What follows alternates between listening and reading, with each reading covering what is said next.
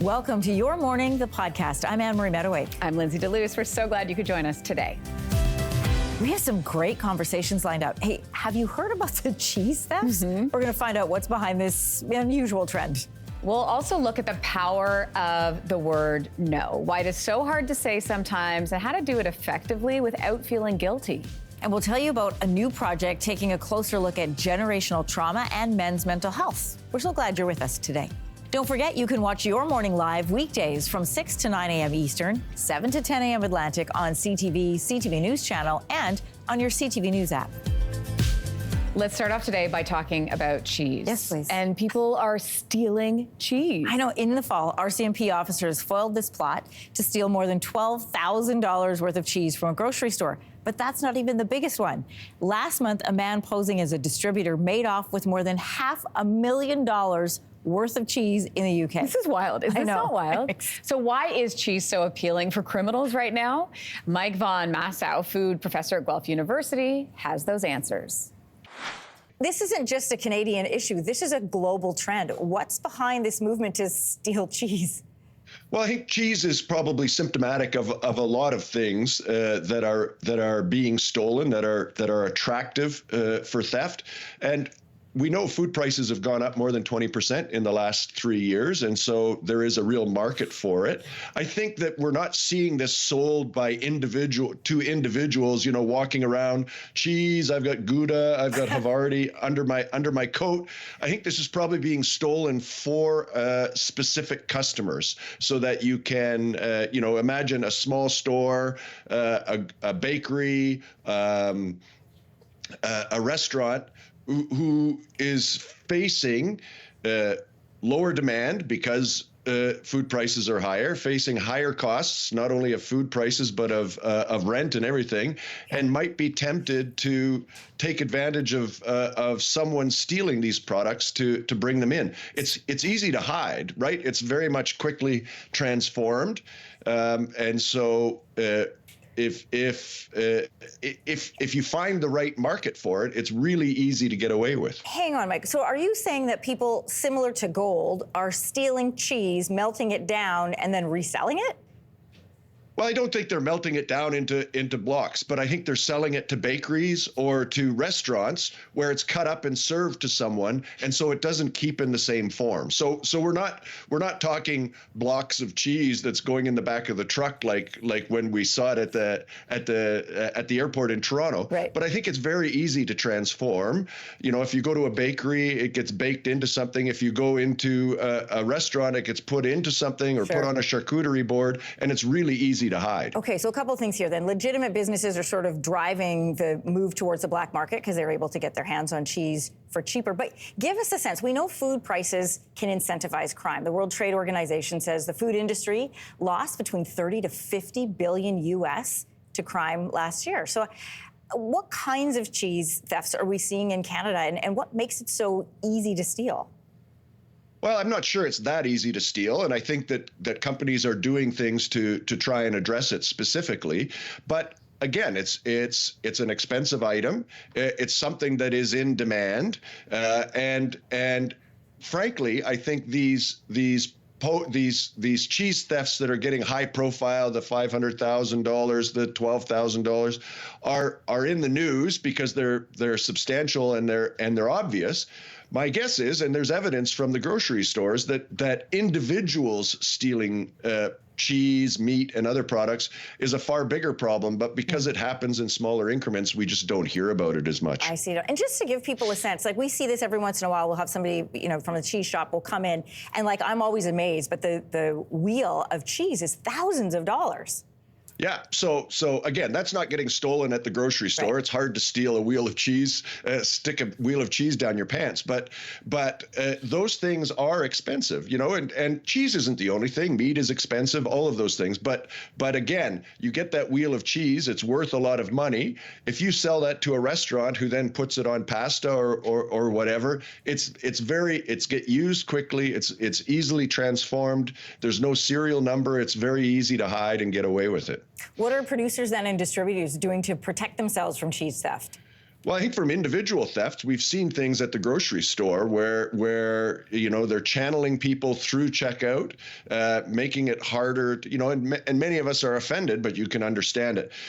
In grocery stores and in distribution centers, they are being much more careful as to who walks in. They're being better at security. They're checking ID. They're making sure the paperwork is right.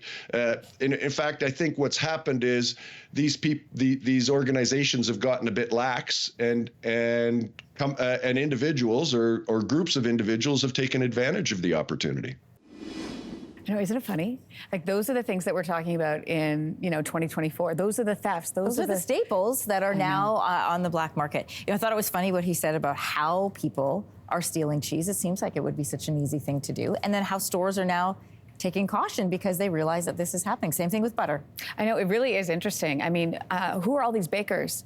The bakers with the butter and putting the cheesecakes. Well, and in the case of butter, we think about this time of year when baked goods sales are at an all-time high. Either people are doing it at home or they're going to bakeries to buy it. The demand is high.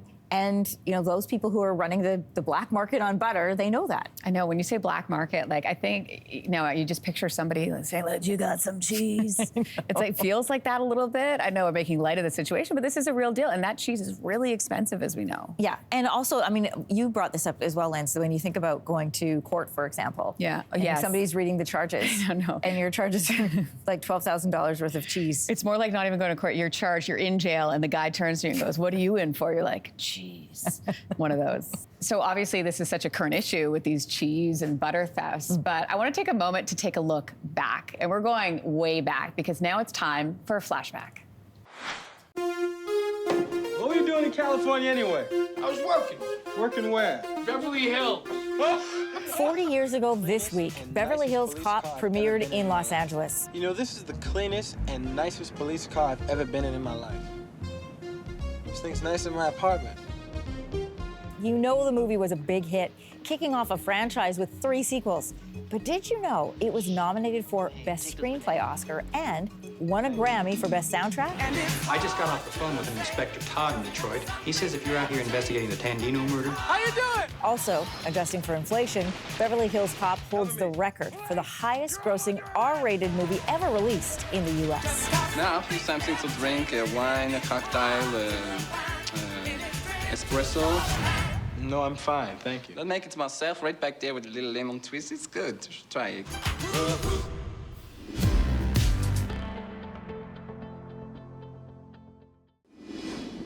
All right, let's turn to the word no. Just 2 letters, 1 small word, but it is really hard for some people to say sometimes, me included. So leadership coach Kendra Reddy has tips on how to say no effectively and ease some of the guilt. Why is it so hard to say no? I know, such a small little word packs such a big punch. I think using it feels risky and dangerous for 2 reasons. 1, we're biologically hardwired to fear rejection, judgment, and disappointment from others. And we live in a society that favors yes and promotes positivity and teamwork and loyalty. So true. So it's a breeding ground for guilt and fear. But here's the deal. You can say no to the request without saying no to the relationship. Because no isn't the villain. It's an expression of your priorities, your values, your energy. You're drawing a line, not burning a bridge. It depends how many times you say no to that person, though, does it not? Well, so imagine saying this, oh my gosh, I would love to say yes, but I can't. Here's what I might be able to do instead. Or, hey, that sounds really important. Let me think about it. When do you need to know by? Okay. That's not rejection. Are you not delaying the no, though? You can be delaying the no, but you're not rejecting. You're just redirecting, and you're showing self-respect for yourself and the other person. So, touching on what you're saying right now, what are some common mistakes that people make when they're really trying to say no without feeling guilty? Yeah, I think it's not so much no that's the issue. It's the charged and potent pause that comes after. We're bracing for someone's reaction, and that's usually when we bail out on ourselves. But when you say no and then scramble to explain yourself, you actually don't come across as nice and loyal. You come across as uncertain, and you create the energy of instability. It's like saying, oh, I don't really believe it either. So there is something very powerful about standing in the echo of a clear, conscious no and letting that silence remind you of how strong and courageous you are. Standing in the echo. That's a beautiful way to say that. So obviously we're into holiday season now. Lots of invites coming in. We're talking about from friends and family. So let's talk about some strategies. Let's talk about effective ways of saying no. Yeah. So an intentional no, it does require thought and planning. So start early and initiate conversations when the heat's low. You really have to look at no as an act of spiritual alignment. You're not being defiant. You're being devoted to the experience you want to have and life you want to create for yourself. So it's like saying, hey, listen, we're going to try on a couple of new traditions this year.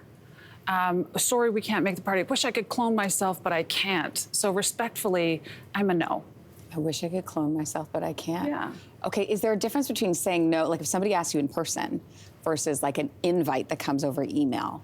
I think regardless of whether it's in person or over email or who it comes from, people need to feel the truth in your words. And they need to trust that your yes is wholehearted and your no is grounded. Otherwise, they're going to keep testing no matter what mode you're talking over. Right. Okay, so what if a person gets offended? Okay, you've said no, they get offended. What do you do? Of course, it's going to happen. So expect backlash. I think that's part of the planning process. And then you have to really, it's a leadership skill to stand in that discomfort. Don't rush to backpedal or smooth it over. Let people feel whatever it is they need to feel. They asked you for something, you said no, it stings. That's okay. That's nice to hear, Then honestly. you can invite them back to the table. So listen, I don't really need you to understand this. I just need you to respect it. Where do we go from here? So you can say no and still find a way to move forward together. So let's say we've said no. Like you've asked me to your party. I'm like, no. Are you allowed to have FOMO? Yes. Because then you see everyone posting, you're like, oh, yeah. You're allowed to have FOMO. Yes, the FOMO is real, and it's a symptom of a world that glorifies overcommitting. So you got to flip the switch. Instead of fear of missing out on someone else's plans, get excited about your own choices. So like I'm like, it's not FOMO, it's OMO. I'm owning my own choices, owning my own boundaries, owning my own peace. We want to turn now to a new project that is a personal one for one filmmaker. It's called The Other Stuff, and it is a new film from Bernard Gray. It follows Winston, a soon-to-be father, forced to confront his own painful childhood. It also takes a close look at why many men, particularly men in the Black community, find it hard to ask for help, even when they're struggling. So Kelsey spoke with Dwayne Murphy, who plays Winston, and with Bernard Gray. It's a really great conversation. Take a listen to that. Bernard, my first question is to you. This is a short film. It's about 15 minutes long, but it is intense. It is 15 minutes that really makes you stop in your tracks and watch what's happening on the screen. So why did you want to create something that took such an honest view of mental health? I think the biggest reason behind that direction was, first of all, my style of filmmaking. I really want to be genuine and raw. I really want things to feel gritty. That's, I think, the first part of it. But really just the audience that we're speaking to. You want to be able to deliver a high impact, highly emotional scene. And then under that, you have a layer of, if you can plant the seed of just like, hey, take a look at your mental health. If this isn't something that's important to you, if this isn't something that you're used to, maybe start talking to someone. Talk to your family members, talk to your brothers, talk to your friends. Oftentimes, with the people that this is aimed towards, they're not going to take a pamphlet. They're not going to go on a website. So we had to really deliver something that was going to captivate them and then quietly slide that message of mental health underneath it. I love the intention Thank you. that. Dwayne, for yourself, you're nodding the whole time that B is talking. I understand you're about to become a father, or you are a father? I'm a father of 3. Yeah, so your character in the film is about to become a father. Yes. So knowing that you are a dad, Yes. and then you're playing this role, and this character who's gone through trauma in his life, how does that impact, do you think, parenting? When we look to raise our own children, the trauma that we've experienced? No, that's a great question, and I love that because it deals with what we've discussed previous to filming was generational trauma. right? So knowing that you have a child in this world that you're going to pass on certain traumas to, and you want to mitigate that as much as possible. So I think for the character Winston, that's what he was struggling with, of recognizing, wow, I have this trauma that it's unresolved, and I don't want to pass this on. So in order for me to stop it, where with his generation, is I need to resolve it, I need to face it, I need to confront it. And that alone is a scary thought to even want to go down that road. But I think knowing that, again, becoming a father and the responsibility that comes with that, you inherently want to do the best for your offspring. So I think that's kind of what drives him.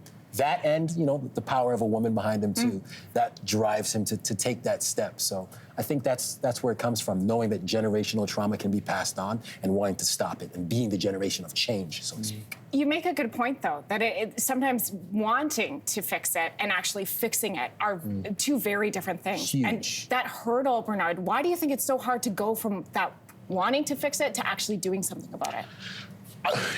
I think the difficult thing is, I can speak specifically for men.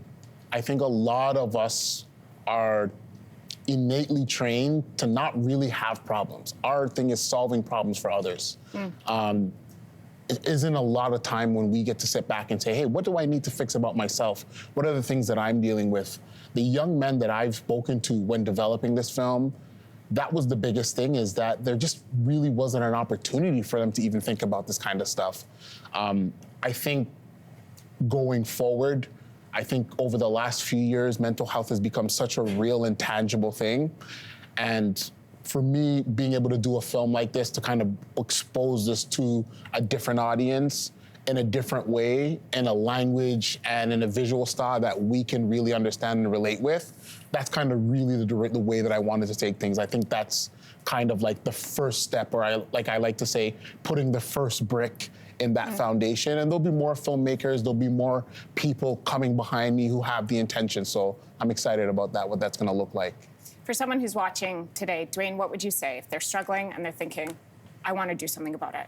Oh man, thank you. Another great question. I think you have to understand that before you can help others, you need to recognize what it is within yourself that you need and want from those around you that you call your support system. Because as Bernard said, a lot of the times we don't stop to deal with our own traumas. We're so worried about dealing with others and helping them through their problems that we neglect ourselves. So take that moment, take that time, find personal space, a personal place that you can really reflect on what it is you need and how to go about fulfilling those needs safely. The film is called The Other Stuff. Bernard Gray and Dwayne Murphy, thank you for this conversation. Thank you today. Take care.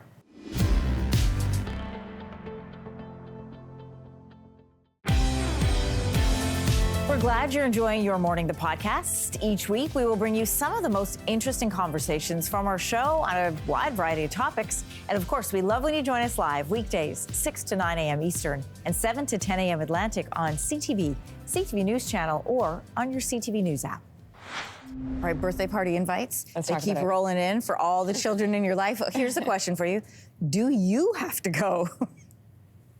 I recently had a pool party for my 14-year-old daughter, and while I didn't expect parents to stay then, for kids under 12, I definitely would ask parents to help keep an eye on things. A lot of parents in the comments were saying that for kids around 9 to 10, it's a drop-off party, and that's pretty much the norm unless it's specified otherwise. Personally, I probably stay with my kids at their parties until they're around 10 or 11, unless the host is like, hey, I've got this. And of course, it's gonna depend on your own comfort level, how well you know the family. And I think a good rule of thumb, though, is for parents to plan to stay unless they're asked or told otherwise. An easy way to avoid confusion. Well, this is going to be a conversation. There are a lot of different factors when it comes to staying or going, like the child's age, what the hosts want, and where the party is being held. But is this, if you are asked to attend, is this more your vibe? I'll have an apple juice. Oh, we don't have apple juice, sir. Then I'll take a vodka and tonic. I'll have an apple juice. Oh, we don't have apple juice, sir. Then I'll take a vodka and tonic. Yeah, so there's a few things that come into play. First of all, when we moved to Ontario kid birthday parties, and maybe it's just where we lived, they were very big and like over the top. Like when we grew up, that people went to somebody's house, you do a couple games, you have like cake or whatever, and then you go home. There was no expectation for parents to stay. The idea is you are hosting a party, so your children will be there, you have a party, and then you leave. And then we moved to Ontario, and like the parents stay. So now I'm feeding the parents, and I'm feeding the children. And I'm like, are you guys okay? Great. And then I'm like trying to run kid games. So I'm really happy if parents do not stay. I'm really happy if parents don't stay. I don't want them No. to stay. No. I want to do a party for your kids. Let me do the party. I think we have to separate something, though, because a pool party is different. For sure. So that's a whole separate conversation for me, because that's like a safety thing. Yeah. Let's just talk about straight up birthday parties. Yeah. I don't want you to stay. Like there is. I'm the same. Go bye, I like come to the door. Okay, bye. We're done it, and but I will tell them on the invitation. This is a drop-off party. Yeah. I never expect you to. That's I smart never to say expect you to stay. In fact, I don't want you to stay because, to your point, I don't want to feed you. I don't want to have weird conversation. I'm trying to deal with the party. Yeah. I already have the people I want there. I've asked my sister to be there. I've asked, my kid's best friend's mom to be there. Yeah. I've already done that ahead of time. I gotcha. And I can't tell you the number of times people stay. Yeah. I know. And I don't know why they think like I don't want. Do you to give stay. off incapable? I don't think you do. Well, No. See, to me, it's kid. So it's like for me, the firstborn. The firstborn. No. Like our firstborn may have wanted me to stay a little bit longer. Charlotte at 3 is like, see you later. Yeah. So you think it's like depending on what your kid wants you to do? Yeah, I think so. I don't know. Some of these kids, I've had both parents stay, never met them.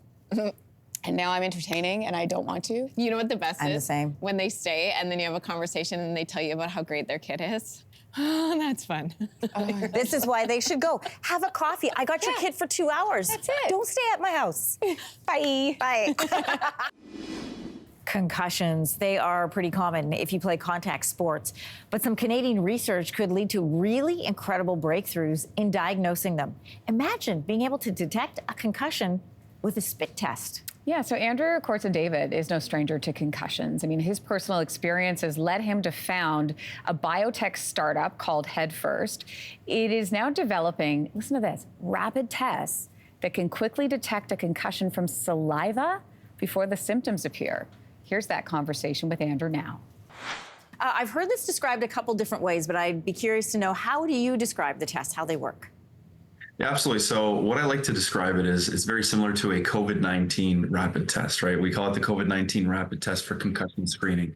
So once the brain suffers a concussion, biomarkers leak through the blood-brain barrier and into our bodily fluids. So once you suffer from a concussion, you would spit into a receptacle. From there, we'd put it through a saliva pretreatment process, and then you would drop a handful of drops onto our test strip. It seems so obvious and so simple, yet we haven't seen it done before. How are concussions currently detected in professional sports? Absolutely. So in professional sports, it all depends on really where you are at in the world, along with the actual level of professional sports as well. So right now, the main tests that exist are subjective questionnaires, right? So for example, if an athlete suffers a hit to the head, they'll be taken out of play and they'll be asked approximately how much time was left on the score clock, what the score of the game is, where you're from. They'll make you say the months of the year backwards and time you. So it's a lot of these subjective questionnaires that exist today. Well, what I've also learned from both current and past NHL players is they memorize those answers so that when they're asked those questions, they know the answers already so that they can get back on the ice and play. This would avoid any of that. Absolutely. So that's the whole point of our device, is to make sure that from an objective standpoint, there's no way around it. If you have the presence of that concussion biomarker, you should be taken out for further treatment. Boy, we're just showing our viewers right now some hits from football players in particular, and you can't see those hits without thinking about what's happening to their brains. You played varsity hockey, you've had concussions. I'm curious, what took you from the concussion stage to wanting to create Headfirst? Absolutely. So I played, hockey at a high level ever since I was young, and it wasn't just at university where I was exposed to concussions. I think my first one was probably around 15 years old, and I'm a big guy. I'm 6'5", 225. Concussions weren't something I came across quite often because I took on that role of big hits, fights, and being quote unquote the goon, right? Mm-hmm. So from a young age I was exposed to them. And then at university, I have a scientific background. I dove into a lot of literature out there and research on concussion biomarkers. And I said, hey, we could really solve a problem for a lot of people, not just athletes to know, but the healthcare professionals also involved in concussion testing that aren't really satisfied with the tests that we have now. I love this from the medical point of view, but I'm also going to tap into your knowledge as a high-level athlete as well. We know that there is a lot of pressure from coaches, from trainers to get back on the field, on the ice, on the court. Something like this makes it almost impossible to deny the presence of a concussion. So how will this change both high-level, I guess really any level of sports, when it comes to acknowledging and treating properly a concussion? Absolutely. So a lot of people, when they think of, okay, you know, if Sidney Crosby is in Game 7 of the Stanley Cup Finals, right, and he gets a blow to the head, they might want him to stay into play. So obviously that discussion will always be there. But at the same time, there's a lot of statistics and research out there that show that if you don't detect the concussion early on, this can lead to delaying your healing process and potentially take you out of the game for a longer period of time, costing the team money and also performance, and some of their top athletes are out of the game. So by providing this test, it really gives the healthcare professionals, the coaches, the athletes, a greater range of tools for them to use. So we don't just have the subjective questionnaires and the balance tests and the eye tracking testing, but we also have now from a chemical standpoint in the body, has something happened in order to take someone out for a concussion? Well, I'm not 6'5", and I'm not a goon, but I also have had 2 very serious concussions. So I find this really fascinating. Andrew Kortzen-David, CEO of Head First, thank you. Thank you very much.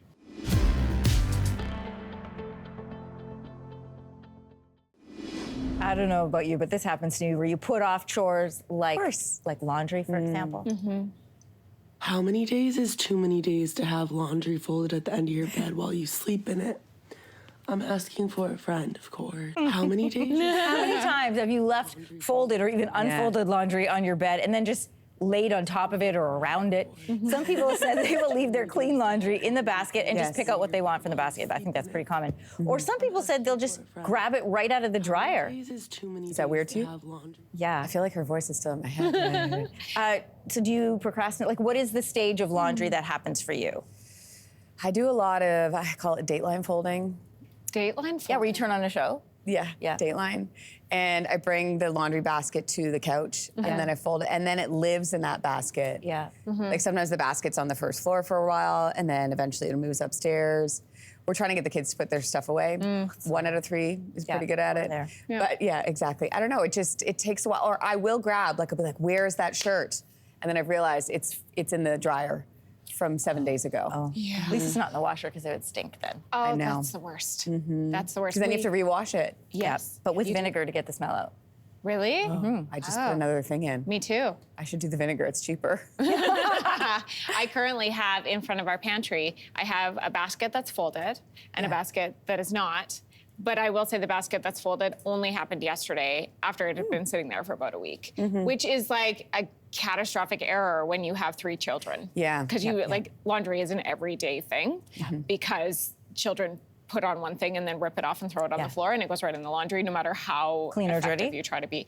I always find it's the putting away that's the hardest. I'm like, I can fold all day long, but it's the getting it out of the basket. I don't know why that task feels so big. I know, it's like unpacking after a trip. Yes. I have no problem packing it. It's the unpacking. I know. I learned a hack for that. I don't always do it, but I do it sometimes, which is where if you set a timer for yourself and you're like, I'm gonna give myself 2 minutes to do it, and you realize it literally only takes 2 minutes to unload a folded laundry basket, there's something about setting a timer that You're like a 5-year-old. I am like a 5-year-old when it comes to this. Yeah. Here's a confession for you. What? So I put the boys' clothes away, and I don't put the girls' clothes away. You and I have talked about Anne-Marie. this. I know. You are enabling Terrible behavior. Yeah.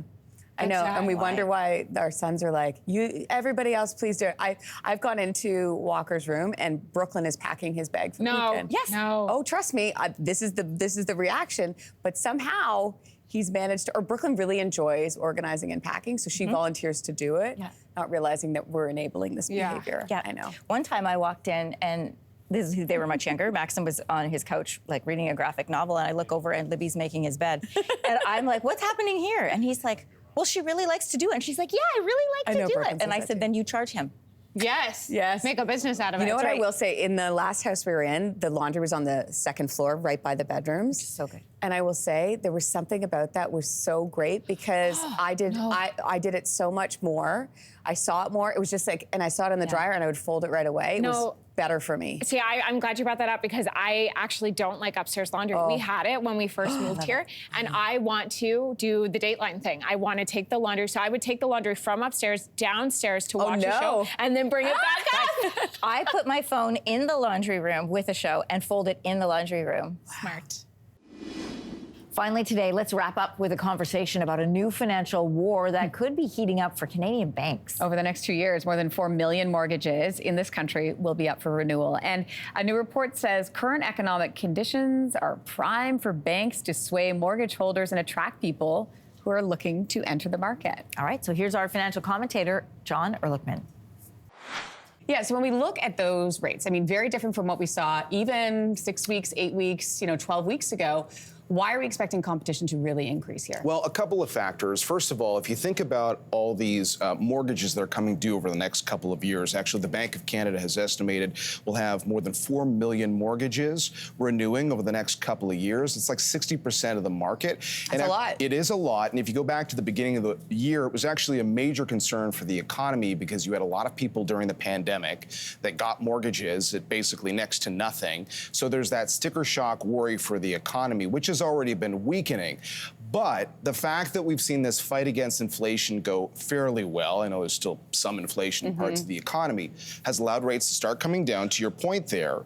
So for the banks, like, renewing mortgages to people who might have trouble paying mortgages is not the best value proposition, but if rates are improving, maybe the customer profile is better, and if they need more business, there was an analyst on Bay Street who used the example of TD. They got into all this hot water in the U.S. If they have to make up that difference by having more business in Canada, maybe there's more competition. But that competition depends on both what the banks are willing to do and what you're willing to do as the shopper for a mortgage. Yeah, supply and demand. When we look at the first 3 weeks of November, nearly 8 in 10 Canadians opted for a fixed mortgage rate. Now, this is one of those things that is a really interesting point of conversation because everybody that I've been speaking with over the last little while that's had to either renew a mortgage or get a mortgage in the first place, there's that conversation, well, will it go down more? So that conversation around variable versus fixed, what are we going to see in that world? This is a great question. And hey, I was one of those people who went for a variable rate mortgage when the Bank of Canada governor basically said, read my lips, we're not raising rates.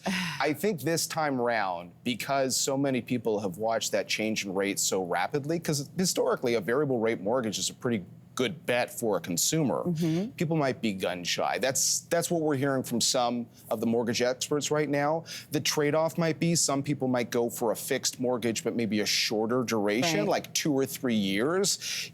Just giving you that certainty. But here's the challenge. When you look at the economy right now, like take inflation. The most recent Canadian inflation numbers showed an uptick in inflation. So all of a sudden, after 4 consecutive rate cuts by the Bank of Canada, we've got another one next month. People were thinking, oh, they'll cut by another 50 basis points. All of a sudden, the traders say, well, maybe they won't. So even though there's a belief that rates are going to keep going down, if, BNM Bloomberg and all the channels are saying it might be, it might not be. I think people are still going to be trying to figure out whether they want to go fixed or variable. But I think people are a little gun shy on variable right now. I mean, off the top, you were talking about how many people are going to be renewing their mortgages. You mentioned, 4 million mortgages are up for renewal in the next 2 years. That's, 60% of the mortgages out there right now. So we talked about the 5 big banks, but are people willing to shop around at this point? Because there are other options. Okay, and you and I talked off camera about whether or not Canadians really do shop around. I don't have the hard evidence, unfortunately, but I think, well, you're always right, but it's quite clear a lot of Canadians just accept what a bank will give them. It's not like banks are putting out posters saying, we want your business at a lower rate, but we have heard some anecdotal evidence that within the branch and within the mortgage broker network, banks are saying, okay, you can give customers a little bit more flexibility. And flexibility, keep in mind, yes, the overall rate is important, but a lot of people will say a refinancing is kind of like your free agency, right? In sports, you want the big contract, but you also want to play a certain place that might be good for your family. There's all those other things associated with a mortgage, prepayments, or whether you need to step out of that mortgage in the future and what fee you're going to pay with that, or whether your parents are co-signing or you want your spouse. There's a lot of stuff that's up for negotiation in a mortgage process, which you can talk to your That's bank so important. about. Yeah, it's like signing on with a new company, and are you going to get benefits? Are you going to get all that stuff? All of that is part of the conversation that people need to have. It's not just about the rate. Absolutely.